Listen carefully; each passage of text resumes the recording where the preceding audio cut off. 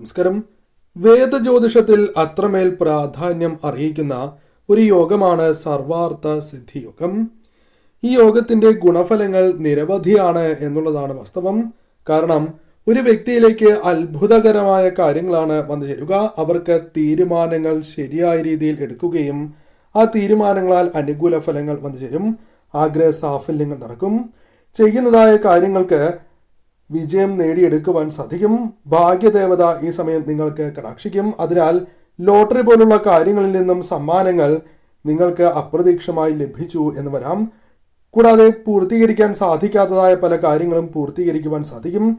ഈ സമയം നിങ്ങൾക്ക് അവസരങ്ങൾ ശരിയായ രീതിയിൽ വിനിയോഗിക്കുവാൻ സാധിക്കും. പറയുന്നത് പൊതുഫല പ്രകാരമാണ്. ഓ മഹാലക്ഷ്മിയെ നമ എന്ന് കമന്റ് ബോക്സിൽ രേഖപ്പെടുത്തുക. മേടം രാശി അശ്വതി ഭരണി കാർത്തിക, ഇടവം രാശി കാർത്തിക രോഹിണി മകീരം, ചിങ്ങം രാശി മകം പൂരം ഉത്രം, ധനു രാശി മൂലം പൂരാടം ഉത്രാടം, കുംഭം രാശി അവിട്ടം ചതയം പൂരുരുട്ട.